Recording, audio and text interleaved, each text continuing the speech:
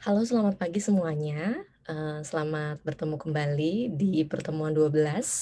Kali ini kita akan bahas mengenai mobile communication dan, saya sudah lampirkan video lainnya mengenai penjelasan bagaimana komunikasi mobile itu bekerja. Nah, kali ini kita akan bahas dari sisi konsepnya seperti apa. Saya akan coba share screen supaya teman-teman bisa lebih, paham lagi dengan lihat materi yang sudah saya siapkan ya. Oke, yang pertama kita akan mulai dengan sejarahnya dulu kali ya. Jadi ada beberapa, materi pokok yang akan kita bicarakan hari ini. Yang pertama, sejarah teknologi komunikasi mobile, lalu yang kedua, proses memahami teknologi, kemudian, penggunaan teknologi mobile dalam komunikasi sehari-hari, lalu ada kelompok sosial dan juga yang terakhir komunitas cyber atau komunitas virtual. Jadi, komunikasi mobile itu diawali pada tahun 1946 ketika telepon fix yang ada kabelnya itu mulai, berubah, ditemukan, telepon mobile saat itu. Lalu di tahun 47, setahun kemudian, sistem seluler dikembangkan oleh Bell Labs of AT&T di US. Kemudian di tahun 1960, sistem seluler skala kecil mulai dikembangkan. Lalu di tahun 78 sistem seluler dicoba di Bahrain, kemudian di Amerika Serikat. Lalu setahun kemudian secara komersil sistem seluler pertama kali diluncurkan di Jepang, gitu. Jadi orang-orang mulai bisa memiliki telepon seluler itu baru di tahun 79 gitu. Kemudian di tahun 90 telepon mobile dan internet mulai dikembangkan. Sampai hari ini, evolusi dari komunikasi mobile itu sudah sangat jauh ya kalau dilihat dari awalnya di tahun 46, sekarang sudah 2021, kita pakai smartphone sedemikian rupa, nggak cuma untuk telepon, tapi untuk banyak sekali, eee, membantu aktivitas manusia, seperti itu. Nah, hari ini kita tidak hanya menggunakan ponsel sebagai alat untuk berkomunikasi, tapi juga menggunakannya sebagai buku alamat, sebagai jam, sebagai kamera, juga untuk koneksi ke komputer, untuk beremail dan juga untuk, internet. Kemudian ponsel juga bahkan dapat mendisrupsi kita ya, mengintervensi hidup kita dan bahkan juga merumitkan. Komunikasi mobile sedemikian berpengaruh pada kehidupan manusia hari ini. Lalu ada 5 proses yang harus dipelajari untuk memahami bagaimana, teknologi itu dikembangkan dan bermakna di masyarakat. Ini saya ambil dari buku Doing Cultural Studies: The Story of the Sony Walkman, menurut Gay et al. Di tahun 97.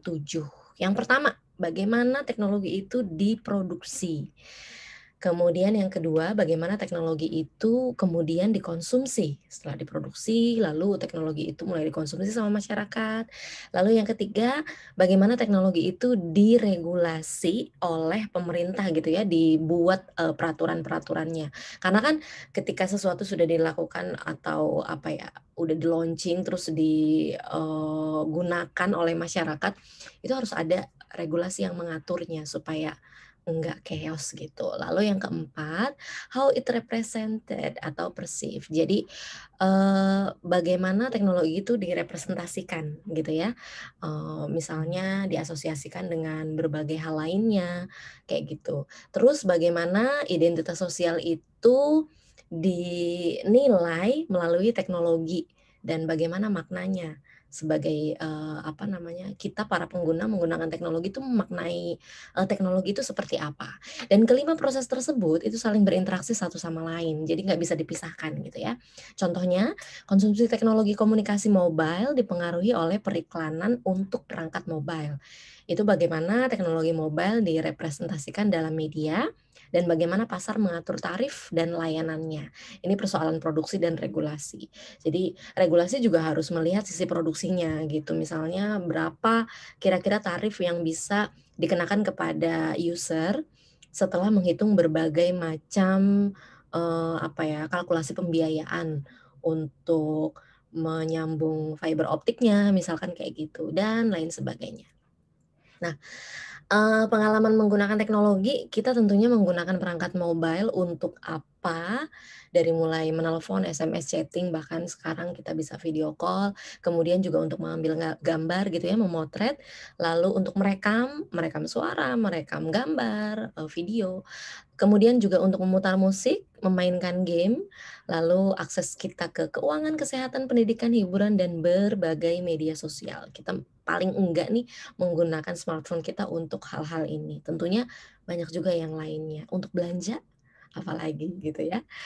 Nah, terus siapa sih, user mobile communication yang dimaksud? Jadi ada kelompok sosial di sini. Jadi internet itu tempat, virtual ya, di mana para individu bekerja sama dan berinteraksi sampai pada pelibatan terhadap emosi secara virtual. Di situ ada rasa yang terlibat. Komunikasi melalui komputer tidak hanya dipandang sebagai pertukaran data semata, tapi ada pelibatan individu di dalamnya. Karena tidak banyak individu yang memahami secara teknologi bagaimana transmisi dan distribusi data itu terjadi di dunia cyber, tetapi bisa dipastikan banyak yang tahu bagaimana mengakses satu laman di internet. Nah, terkait bagaimana cara encoding dan decoding di wireless communication, kalian bisa tonton di video satunya yang sudah saya lampirkan di Kolabor ya. Kemudian komunitas virtual juga dibentuk dari bertemunya para pengguna internet, dalam waktu yang lama dan memunculkan rasa di antara para pengguna tersebut. Ada emosi di situ ya. Jadi rasa apa yang dimaksud? Jadi ada 2 kata kunci dalam melihat komunikasi virtual. Yang pertama komunikasi, yang kedua rasa. Jadi kita terhubung dalam satu komunitas virtual di internet itu karena kita memang butuh berkomunikasi untuk saling apa ya, berinteraksi satu sama lain, sesama pecinta kucing misalnya, terus bikin forum gitu ya di internet. Kemudian, ada emosi di situ yang terlibat, padahal kita nggak saling kenal gitu, tapi karena kita sama-sama menyukai satu, hal tertentu gitu ya, jadi kita merasa saling terlibat gitu loh, saling punya, rasa ingin berbagi informasi terkait hal yang kita gemari, misalkan seperti itu. Maka hubungan antar manusia terbentuk bukan sekadar koneksi elektronik, tetapi membentuk komunitas virtual. Nah, apa komunitas virtual itu? Atau komunitas cyber gitu ya istilahnya. Jadi, pola jejaring atau network yang ada di media cyber secara langsung maupun tidak langsung, itu akan menghubungkan para pengguna di berbagai tempat. Ya, jadi udah nggak ada lagi batas-batas geografis, kita bisa terhubung dengan teman kita di belahan dunia manapun. Interaksi yang terjadi di antara pengguna ini pada akhirnya memungkinkan terbentuknya satu jaringan atau, komunitas cyber. Saya yakin teman-teman pasti punya, satu komunitas cyber gitu sih, entah yang sengaja maupun yang tidak disengaja. Kalau yang sengaja memang kita niat untuk join pada komunitas tertentu di internet gitu ya, karena didorong oleh kesukaan kita pada hal tertentu. Kemudian kalau yang nggak sengaja, sesederhana kita mainan Twitter misalnya, itu sebetulnya kita ada dalam satu komunitas besar pengguna Twitter di seluruh dunia, seperti itu contohnya. Nah, definisinya apa sih komunitas cyber itu? Jadi menurut tim Jordan, komunitas cyber adalah ruang cyber tempat di mana sejumlah pengguna bertemu dalam ruang informasi yang sama. Lalu Reingold mendefinisikan komunitas cyber sebagai agregasi sosial yang muncul di internet, di mana para penggunanya berinteraksi atau menggunakan ruang cyber itu untuk berdiskusi dalam waktu yang lama serta adanya relasi yang terjadi di antara pengguna. Ini yang tadi saya contohkan kalau kita join di media sosial, itu sebetulnya kita merupakan bagian dari keluarga besar, pengguna media sosial tertentu, Instagram misalnya seperti itu. Jadi kita secara tidak disengaja, sudah join sebetulnya dalam satu komunitas cyber itu.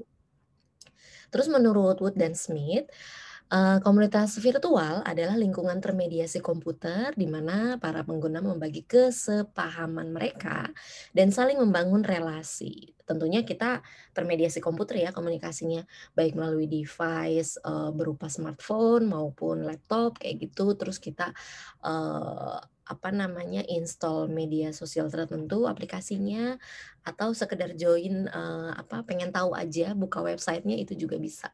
Tapi kalau kita memutuskan untuk punya akun, kemudian meskipun pasif, itu sebetulnya kita sudah masuk ke dalam komunitas cyber. Apalagi kita aktif, suka mengupload, kemudian suka, berkomentar gitu ya di postingan orang lain, mengikuti orang lain gitu ya. atau apa ya, bahkan pasang notifikasi di, akun apa, salah seorang tertentu gitu. Nah, itu sebetulnya kita sudah terlibat dalam satu, komunitas cyber. Kemudian ada 2 jenis komunitas virtual sebetulnya. Yang pertama terbentuk karena terjadinya komunikasi termediasi komputer. Ini yang tadi saya contohkan mengenai kalau kita join, di sosmed gitu ya. Ini para pengguna pada dasarnya saling bertemu dan berkomunikasi untuk pertama kalinya melalui media cyber.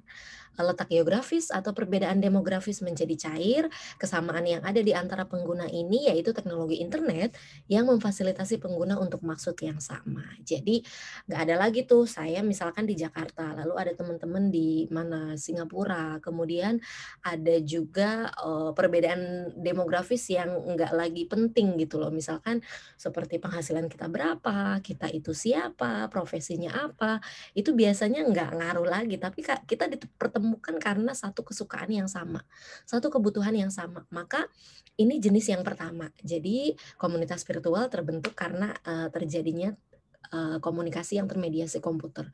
Dan di sini juga kita nggak harus saling kenal dulu di awal. Jadi kita pertama kali ketemu tuh memang di ruang cyber itu, gitu. Sementara jenis yang kedua, terbentuk dari penjelmaan komunitas dunia nyata. Komunitas ini menggunakan media cyber untuk melanjutkan laju komunitasnya di dunia virtual. Komunitas ini sudah terbentuk dalam, waktu tertentu, bahkan sebelum mereka bersentuhan dengan media cyber ya, sudah ada norma, nilai, dan bahkan struktur yang dibuat di offline, yang kemudian semua itu diwujudkan melalui komunikasi termediasi komputer. Jadi kalau jenis yang kedua ini tuh semacam, perpanjangan dari komunitas offline-nya. Contoh, misalkan kalian itu ikutan UKM tertentu ya, unit kegiatan mahasiswa apa gitu, terus ya udah bikin grup WhatsApp untuk, memudahkan komunikasi. Atau kalian juga punya grup WhatsApp kelas ini?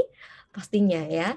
Nah, itu, jenis yang kedua. Jadi kita bikin komunitas, virtual karena memang secara offline kita udah saling, tahu, saling kenal, dan kita merasa butuh, ruang yang lebih lagi untuk berkomunikasi supaya memudahkan kita. Jadi nggak harus ketemu saat, kelasnya offline aja, atau bikin project itu saat pandemi, COVID-19 seperti sekarang pun tetap bisa berlangsung dengan komunikasi terus-menerus yang dilakukan melalui grup tertentu, contohnya seperti itu.